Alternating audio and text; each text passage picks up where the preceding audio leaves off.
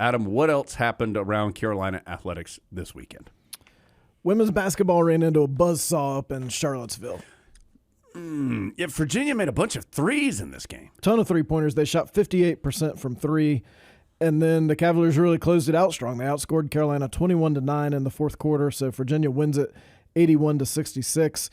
Good performance by Renaya Kelly, who's coming along. The freshman had a career-high 20, played all 40 minutes. She made a bunch of threes. She did. But the Tar Heels just didn't quite have enough to win it on the road. Virginia was honoring maybe their entire history of women's basketball or a specific team. Or they had a bunch of alums there. Debbie Ryan was there. A lot of intangibles in the Cavaliers' favor. Carolina had beaten Virginia by an almost exact same score in Chapel Hill. So Carolina now must turn their attention to a formidable opponent. They host NC State on Thursday at 8. Actually, they don't host NC State. I think it's in They Raleigh. go to NC State Thursday at 8. So Syracuse lost also, and they were tied with Carolina at the top of the league. I don't know. Louisville's a game up right now. Okay. Carolina's in a three-way tie for second with Syracuse and Virginia Tech, which the Tar Heels do host Virginia Tech on Sunday. Gotcha. Well, that's a tough week. At State, Virginia Tech at home. Those are big games. Yeah. No stranger to big games, women's tennis. No stranger to just loading up the wagon and rolling right over them. The Tar Heels sweep Oregon and Kentucky to advance to the ITA indoors in Seattle. Why are the ITAs always so far away? I feel like they are in Seattle a lot. I think they're trying to get it as far from Chapel Hill as possible. To make it be like, guys, can we do anything to challenge Carolina? What about Anchorage? Yeah. Could we have them there? They're indoors. What difference does it make what the weather is? The Tar Heels lost one set all weekend. This is against some of the best teams in the country. So opponent TBA in Seattle because they reseed. So stay tuned. And who knows in the ITAs what they'll come up with for how to assign the matchups. Yeah. Oh, Adam has some more info on that. Don't worry. On the men's side, Carolina lost to Illinois 4-3. The doubles point. Lost the doubles point. That turned out to be decisive. But then they came back and won against who? Beat number 20 Florida. That felt important. I mean, Sam Paul would know better. But You think? you have a tight loss against a good Illinois is always a very good team. And I'm sure you're disappointed, but to be able to regroup and then get a nice win like that, that just felt important. That's a younger group this year. That was a nice bounce back. Will Peters won the clinching match at number 6 singles against Florida. Tar Heels won't have to wait long to see Illinois again. They go to Illinois this weekend. Really? So a chance to maybe juggle your lineup a little bit, just see what kind of improvement you can make. Gotta win the doubles point. And doubles point. Here's our inside scoop on the ITA seeding procedures, which we talked about on Friday's show. Apparently the coaches kind of like this. This has been how they've done it for a long time. That's wild to me.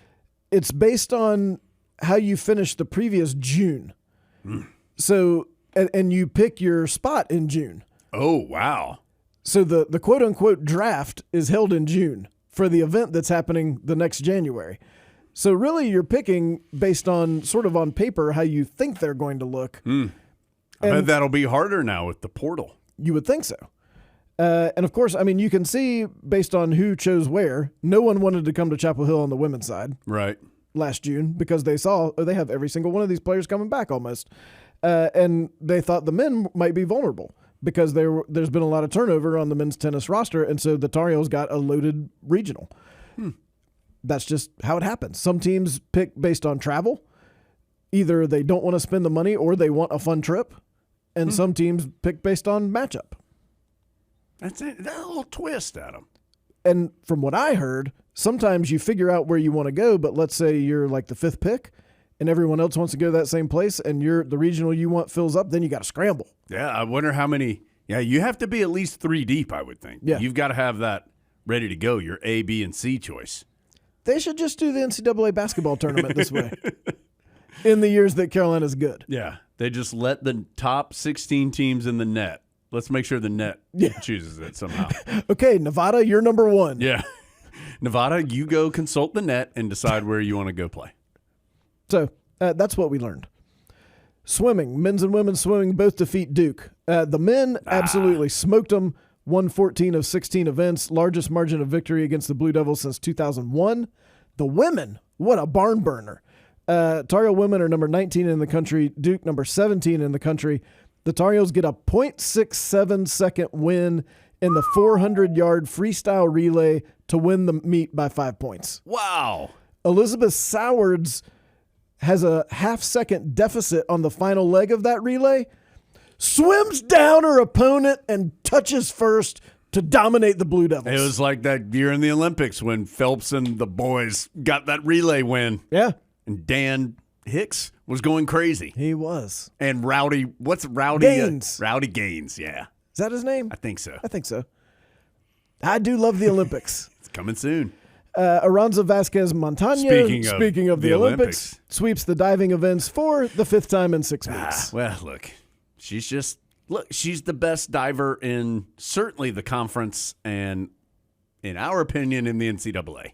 In our opinion, in the world. Yeah. She's got a medal to show for it, and she'll have more after Paris. Coming for you, Paris. Yeah.